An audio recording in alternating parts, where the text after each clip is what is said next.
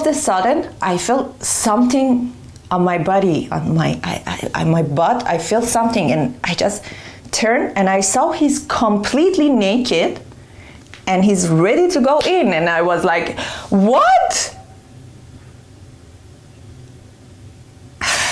I started to grab my stuff, and I was living in Iran, you know. I couldn't leave the studio without my hijab, without my stuff. So I started to run. He was grabbing my hair, and you can't even imagine with how much pain I took all my stuff.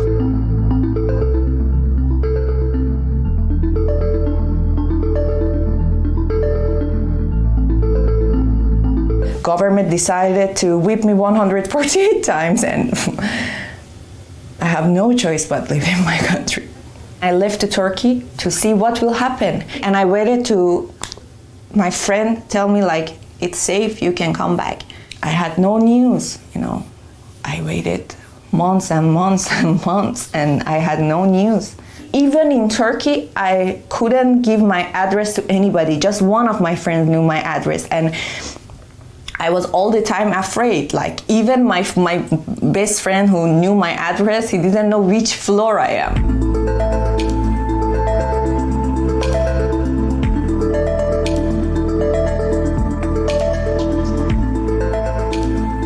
Here I became, I applied for becoming asylum and for becoming refugee.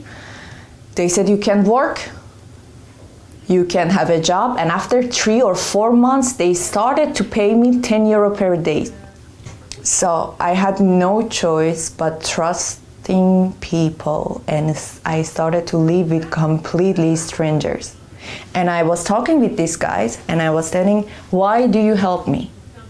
Do you need sex? Do you want relationship? If you want them, I'm not here for that. They thought, okay, I'm joking, or I'm just like hard to get, but no, I was serious.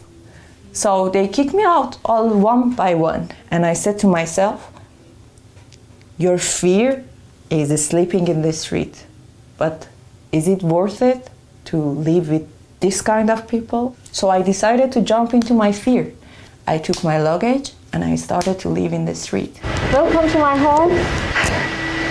Exactly my place. Yeah. Because of the cameras, I was putting my bag here, and I was sitting on my luggage, and like that, no camera could have me. Because when you're here, they can't have you. So I was hiding here, putting my head here, and I just crying. And one day I went to the metro to sleep, and I was too tired to choose another, seat to sit. I just sit next to the door. I opened my eyes and I saw it was too crowded, and they were right. I can't sit there, but I really couldn't get up. I tried my best. I get up for 2 seconds, but it was impossible. And the woman, all of a sudden, she put her bag on my head, and she put her arm on the bag, and she started to push it. She said, okay, so I'm gonna do this if you don't want to get up.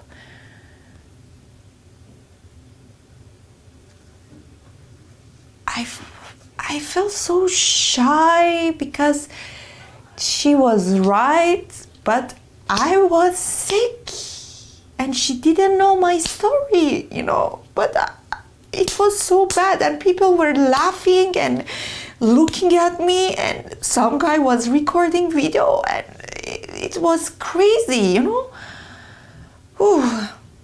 So I just started to scream. I just get up, I started to just look at her eyes, and I started to scream like a crazy, like I don't know, this voice was coming from where, but I just started to scream. And in the second, all people were laughing became quiet, all metro.